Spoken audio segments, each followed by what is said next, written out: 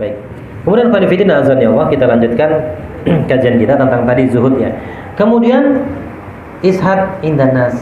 Kita zuhud terhadap apa yang ada di tangan manusia. Artinya apa?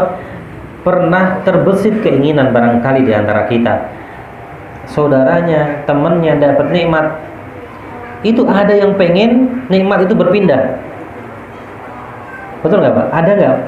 Wah dia dapat ini kok saya enggak, dan lain sebagainya. Padahal kita meyakini bahwa rizki sudah Allah takar. Allah sudah berikan takaran masing-masing, tidak akan pernah tertukar rizki itu. Dan ini menjadi salah satu penyebab kadang-kadang ketidakharmonisan di masyarakat ketika seorang menginginkan apa yang diinginkan orang lain, yang dimiliki orang lain. Kita nggak punya kemampuan, tapi orang lain seperti itu, akhirnya kita menginginkan itu. Berbagai cara kita gunakan. Kemarin ada yang curhat begini Pak, pengen punya mobil ya, pengen punya mobil, dia ngeredit, pas proses kredit pertama itu ngeluh terus kalau ketemu tuh, aduh cicilan 4 juta lumayan. Pas selesai mobil ini dijual, setelah dijual ternyata keren bertobat, ternyata enggak. Hasil jual itu ya namanya mobil baru, susutnya berapa persen Pak? Jauh ya, 180 juta dijual laku 100 gitu ya. Nah ternyata uang jual itu buat DP, beli mobil yang lebih lega lagi. Dulu nyicil Ayla, lunas, dijual buat DPR 3. Saya bilang itu penderitaan yang diciptakan. Saya bilang habis pengen yang gede. Saya bilang Mas, ada sebuah kisah. Seorang lelaki pernah mengatakan, ini lelaki sangat kaya, saya ingin menikah dengan wanita tercantik di negeri ini. Dia banyak uang, kaya raya, dinikahi wanita tercantik itu, dan saya berjanji tidak akan menikah lagi, katanya.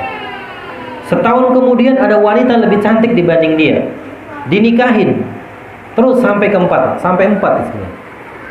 Dan dia ingin yang kelima.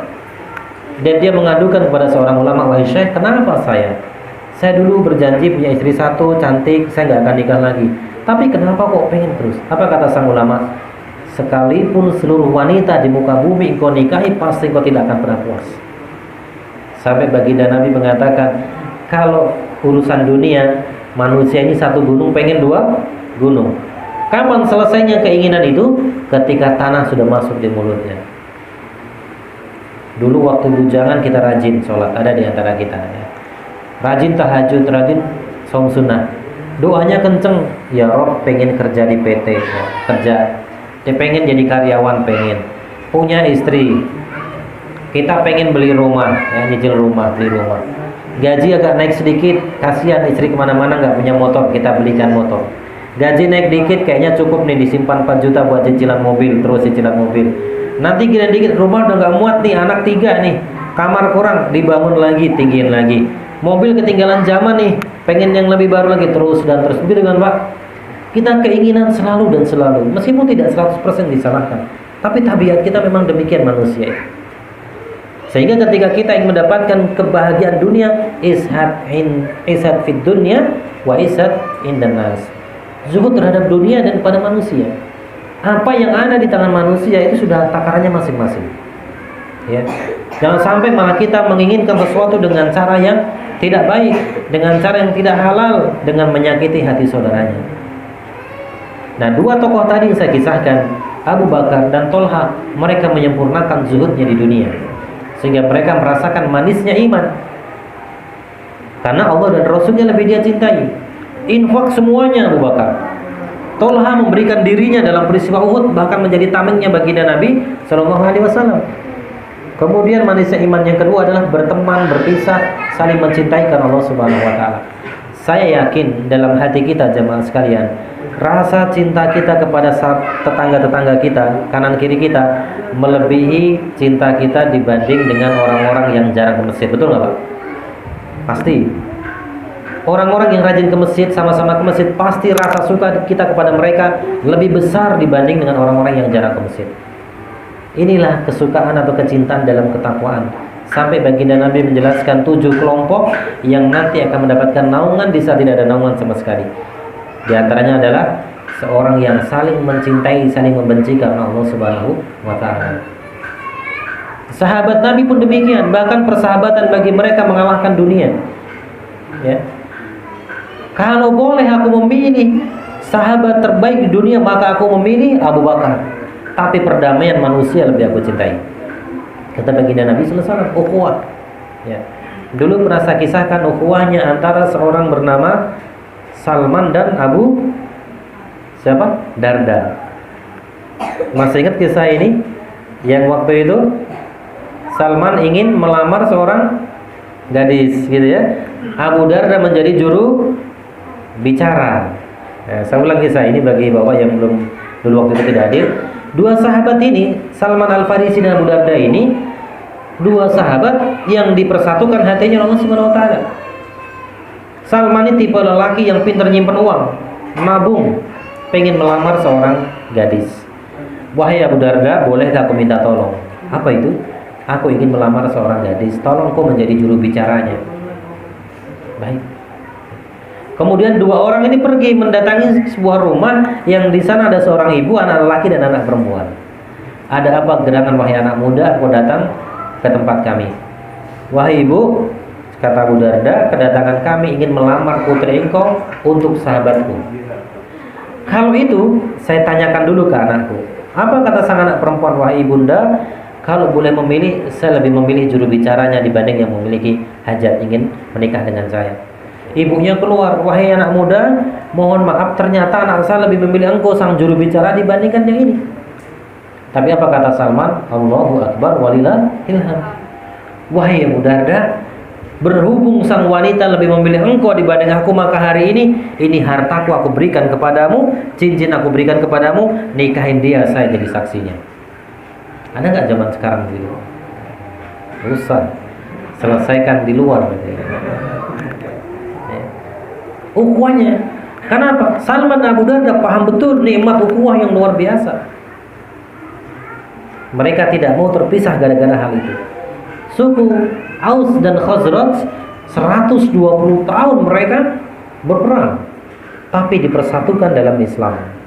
Hingga suatu saat ketika akan terjadi perang Uhud, kalau tidak salah nanti bisa dikoreksi, orang-orang Quraisy ini mendatangi suku Aus dan Khazraj. Mereka mengungkit-ungkit masa lalunya biar mereka bangkit permusuhan lagi, dan terdengar kabar kepada baginda Nabi dan mereka didamaikan kembali. Ansor dan Muhajirin mereka dipersatukan dalam iman, sehingga bersatunya kita dalam ketaatan, bersatunya kita dalam keimanan ini sesuatu yang tidak ternilai harganya. Kehilangan satu sahabat di dalam dakwah, kehilangan satu sahabat teman kita di masjid, ini mengalahkan semuanya. Sehingga kita sedih kalau ada sahabat kita yang nggak ke masjid, ya, sakit bahkan meninggal, kita sedih. Kesedihan yang mendalam bagaimana para sahabat Nabi ketika sahabat yang lain kena musibah, mereka gelisahnya luar biasa. Mereka merasa kehilangan yang luar biasa. Karena apa? Hatinya dipertautkan dalam keimanan. Alhamdulillah hujan semakin deras ya. Berarti kajian kita panjangkan gitu ya. Insyaallah. Sampai jam 9 cukup Pak ya? Iya.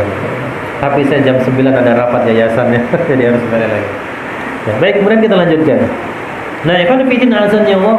Kemudian sahabat-sahabat yang lain. Jadi hadis tadi kita pahami dengan pendekatan sirah nabawiyah. Ada sahabat yang menjadikan Allah dan Rasulnya lebih dia cintai dari semuanya. Salah satunya adalah Suhaib bin Sinan Ar-Rumi. Dia ini seorang budak dari Romawi yang kemudian dibeli juragan dari Mekah dan kemudian diajari berdagang dan kemudian dibebaskan. Ya, dia jadi pedagang yang mahir dia. Bisnisnya lancar, bisnisnya berkembang.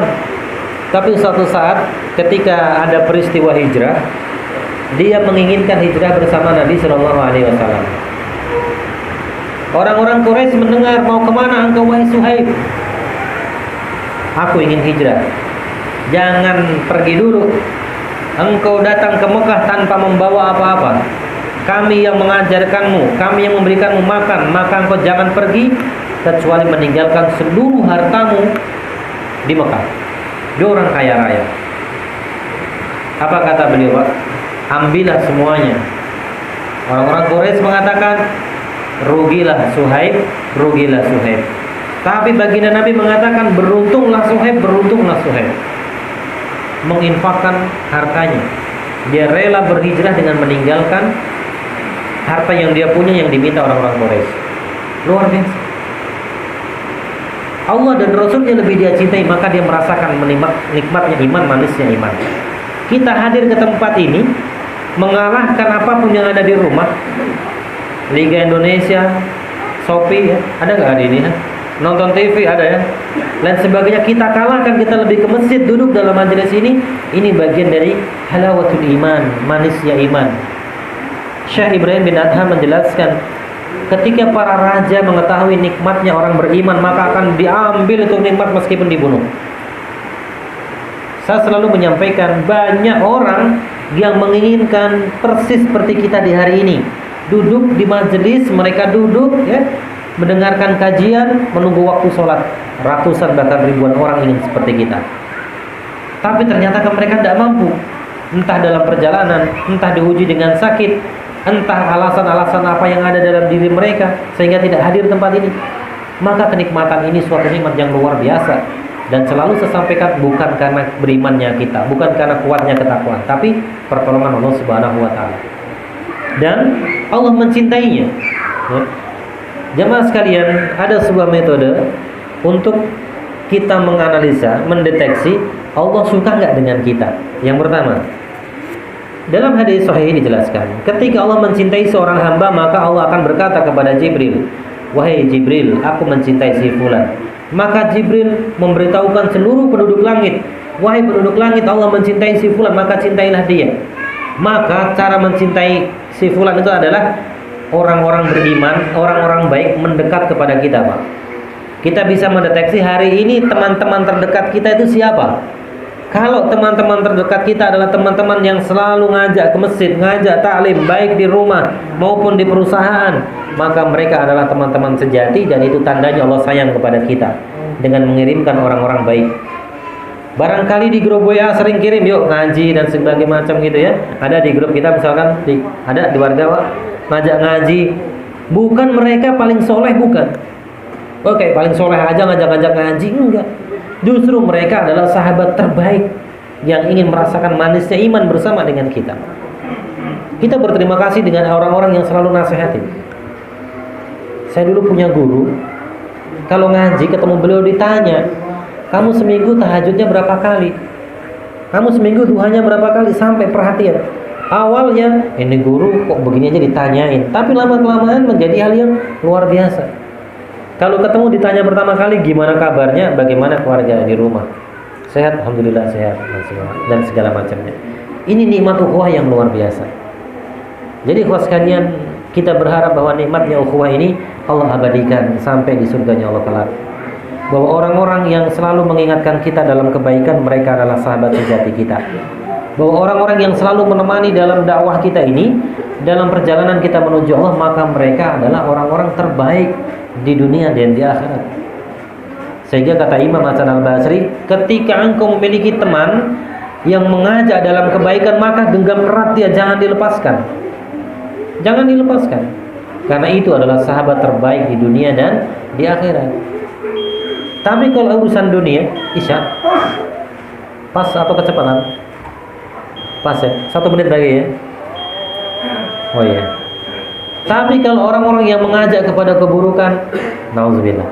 Sehingga tadi yang pertama, ciri Allah mencintai kita, Allah kirimkan orang-orang baik di sekeliling kita. Ini yang pertama. Yang kedua adalah ciri Allah mencintai kita, kita dimudahkan dalam amal soleh.